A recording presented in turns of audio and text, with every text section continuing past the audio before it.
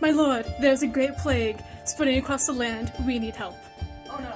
Send for the other lords immediately. We must discuss this.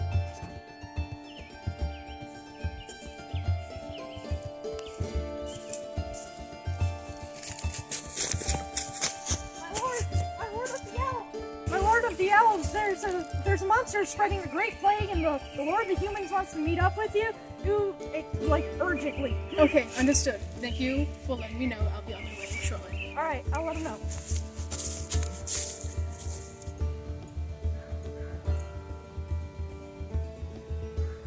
Lord of the Dwarves! There has been a meeting requested by the Lord of the Humans and Hobbits that there was a great monster and we need to meet. I'll be on my way shortly. Hey, I'm glad you guys could make it. There's a great plague. It's ravaging the country, and through the transmission stones and the internet boxes, I've heard other countries are dealing with something similar. They call it the Ebola virus. Oh, I have heard tales about a new monster roaming the land. I just thought it was another tall tale to scare kids around. So, Some of our men had fallen ill, but I had not heard about the beast until you sent the message. I'm afraid we don't know much about it. However, what we do know is that there is a worm-like beast, and its attack spreads what other nations refer to as the Ebola virus.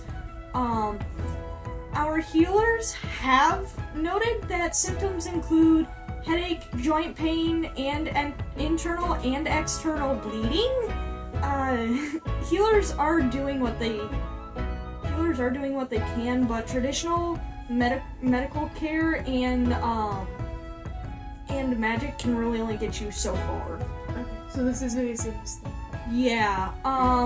Attempts at attacking the original beast have just really resulted in more ill. In addition to that, the UN has stated that they want our nation to give them a proposal for dealing with this pandemic. Brute force. So, yeah, this is gonna cost a lot. Does anyone have any ideas for that, or any estimates? I've heard there's been estimates of like $30 trillion. Who's gonna pay on that? We could have some, sales tax increases. I know we can increase those tax.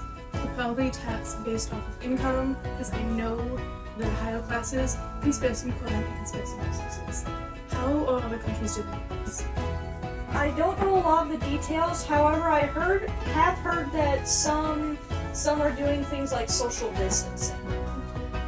They are also doing research to better help us aid ourselves and other people. Okay. We are currently in a green revolution right now, so when it comes to like food and natural resources, we should be fine if we dispose it correctly. Okay. So far as civilians, and healers, how are we looking on those? I do know that people in my sector, the dryads and naiads, the nature-based, don't tend to get sick, but the human and animal-based creatures have been getting sick, so there's that. Alright.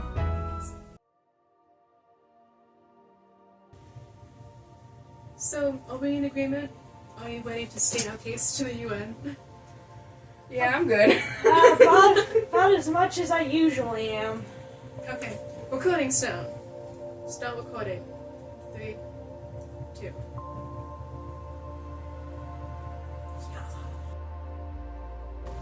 Recording audio and visuals. 1. We are the leaders of the Solas Kingdom, and we are here presenting our proposal to the United Nations General Assembly for dealing with the Ebola pandemic. Regarding the vital aspect, we propose the use of conventional healing huts, or hospitals and quarantine huts for the less magically inclined, to be used for quarantining individuals. These quarantine zones should not only be in the originating country. We are not sending people in their own country to a world quarantining center. That would be far too costly and unethical. Carrier pigeons, audio transmission stones, and video transmission stones, as well as any of those modern magic handheld box things, can be used for any required form of communication and Ebola reporting. We do propose a worldwide Ebola training corps. That will be an intergovernmental organization and a sort of temporary international regime that will be overseen by professionals from each signed country. It will be tasked with preparing and organizing healthcare workers for Ebola outbreaks in order to uphold human security and the public good.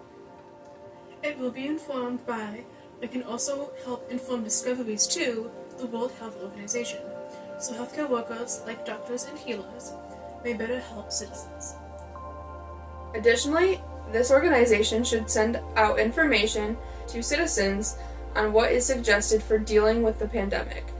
This organization priorities should primarily focus on peacekeeping in order to create as little chaos and confusion as possible. However, if the situation escalates too far, like from the Ebola monster attacking people, devastating acts of cyber terrorism, or terrorists using the situation for genocide, the attacked governments, with guidance from the UN, may be able to employ reasonable peacemaking or peace-creating tactics. Additionally, they should take note of early warning systems, like increasings of exposure and disease information, so our hospitals and healers can better prepare. They will be advised by the United Nations Security Council and will be tried for any unlawful deeds in either the International Criminal Court or the International Court of Justice, depending on the situation. We suggest this because we want people to stay as safe and as healthy as possible while still maintaining as many of their positive and negative rights as possible. While we desire for individuals along with the health of a nation, however good intentioned this organization may be, people are still people and must be held accountable for their wrongdoings. All of this, with estimated of $30 trillion or more, could be funded by taxes based on income, donations, reducing spending in less essential areas of the government, and temporary tax increases on some goods. Might be helpful for eventually paying off the obvious debts this pandemic will create. Some of the overall funding should be placed into an Ebola Impact Fund so poor communities can get help in dealing with this pandemic. Reporting Ebola will lie mostly on healthcare workers, which will be processed and shared by the corresponding government. Lesser developed countries could also have a paper filing system if they do not have wide access to the internet. But internet-based reporting is encouraged for maximum speed and efficiency of care and support. We suggest all of this to be enforced by the multilateral treaty that abides Pacta Sunt Servanda, which states that if the requirements of the treaty are not followed by the signed members, there will be repercussions and/or punishments. The first punishment and warning is a monetary fine, with amounts based on the severity of the situation, and a notice of what the country is being punished for. The second and third punishments are notices of what the country is doing wrong, in addition to the progressive lessening of aid being received and the slow removal of healers and funds. The last punishment is an economic sanction. This will decrease the amount of trade that countries allowed. Smart sanctions may also be put into action, so we can use funds to help people of an uncooperative country while still having the ability to help civilians. These punishments may sound like reprisals, but considering the severity of the situation, if a country is not willing to help and only look after itself, then we should let it. We cannot allow our resources to go through a free rider problem or have our common pool resource experience a tragedy of commons. Letting countries that are not willing to reciprocate the aid, we believe, should not have access to the aid. It would only result in spreading our resources too thin and will result in more people needlessly suffering. If the civilians can make it to a country where aid can be found, they will not be turned down. We all hope for global civil society, but not all nations want that. So we have to hope for the best but prepare for the worst.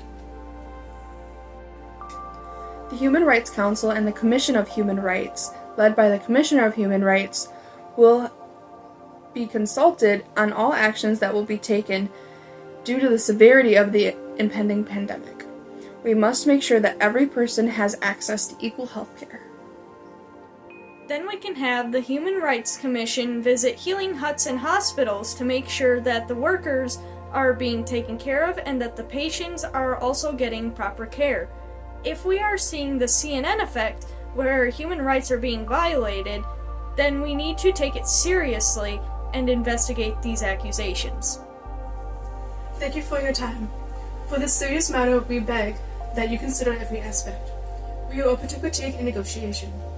Please help understand that we have unique circumstances, but we are very willing to help. We forfeit the rest of our time to discussion.